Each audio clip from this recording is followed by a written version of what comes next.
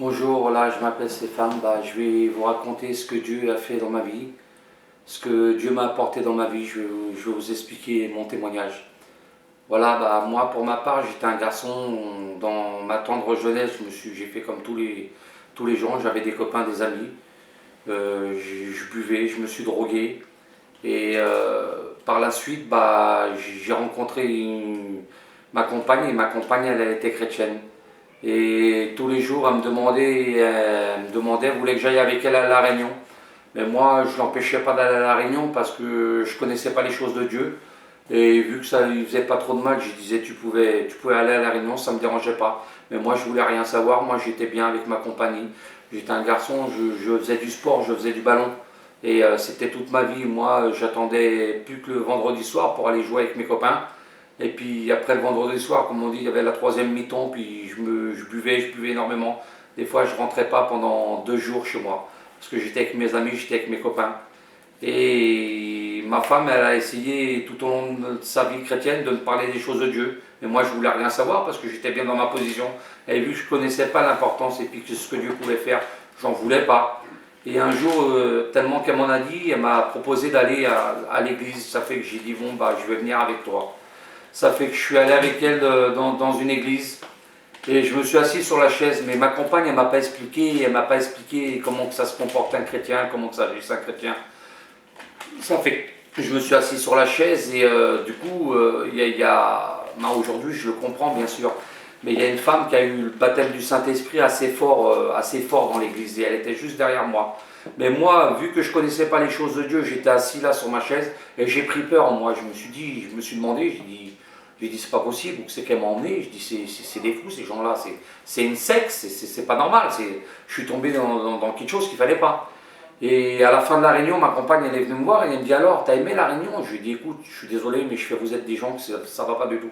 Vous êtes des malades et moi je pense que vous êtes une secte. Alors laisse-moi tranquille avec ces choses-là. Je dis moi je vais t'emmener, mais moi je veux plus rien savoir des choses de Dieu. Mais quand je dis ça à ma compagne, ma compagne elle devient rétrograde. Mais vous savez, quand la parole de Dieu vient dans un cœur, elle revient pas à lui sans avoir fait des faits. Et j'ai ma belle-mère, ça fait 35 ans qu'elle est chrétienne. Et elle m'a toujours parlé des choses de Dieu, et moi j'en voulais pas des choses de Dieu. Alors j'écoutais ce que ses fils me disaient, et puis ce que je voyais.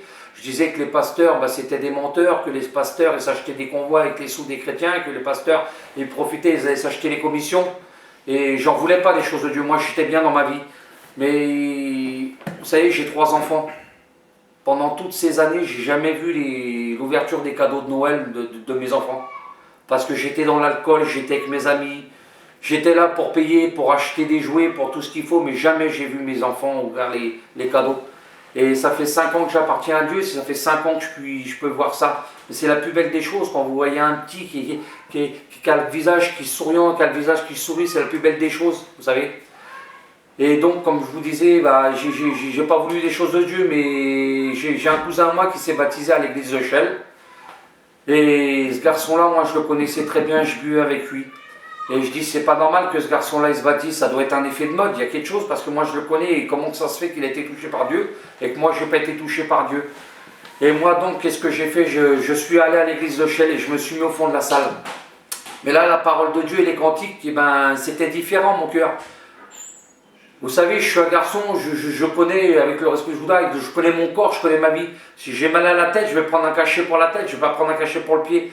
Et là, il y avait quelque chose qui était rentré à l'intérieur de moi, mais qui me faisait un bien, je me sentais bien, je me sentais soulagé.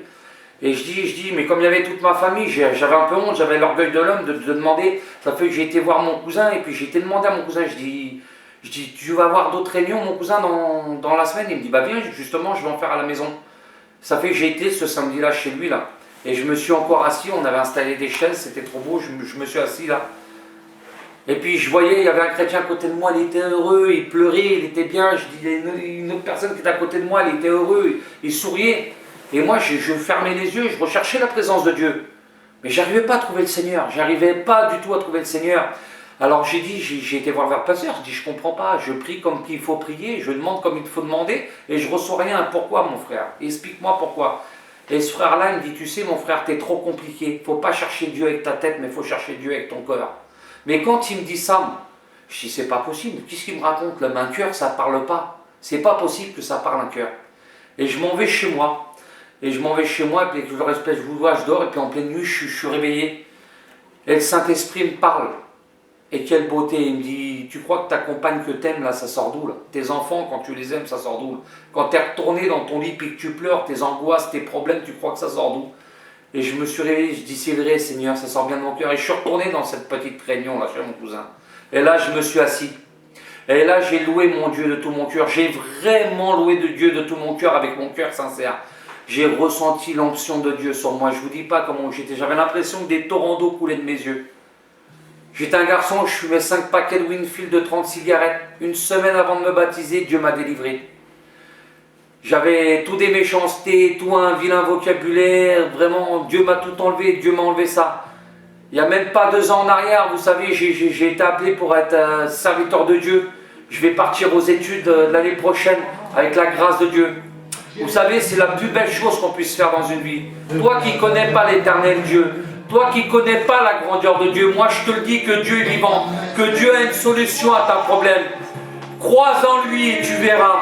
Car il est marqué dans la Bible que celui qui croit en lui, des fleuves d'eau vive couleront dans son sein. Moi je vous le dis de tout mon cœur, Dieu m'a changé, j'étais comme vous, je comprends par où vous passez, je comprends vos difficultés. Mais lui, il est capable, la parole de Dieu est l'épée à double tranchant. Elle est capable de couper les chaînes, d'ôter les murs. Nous sommes les transmetteurs, nous sommes ce forêt qui perce ce mur. Mais quand l'huile sainte du royaume de Dieu coulera dans ton cœur, tu verras la puissance de Dieu. Que Dieu vous bénisse, que Dieu bénisse vos foyers, vos familles, qui vous remplissent de la puissance de Dieu. Car l'agneau de Dieu est mort pour toi, son sang a coulé pour toi, il a payé pour toi, et reconnais-le comme sauveur. Car c'est Dieu, il t'aime et il ne t'a pas abandonné. Que Dieu vous bénisse. Amen.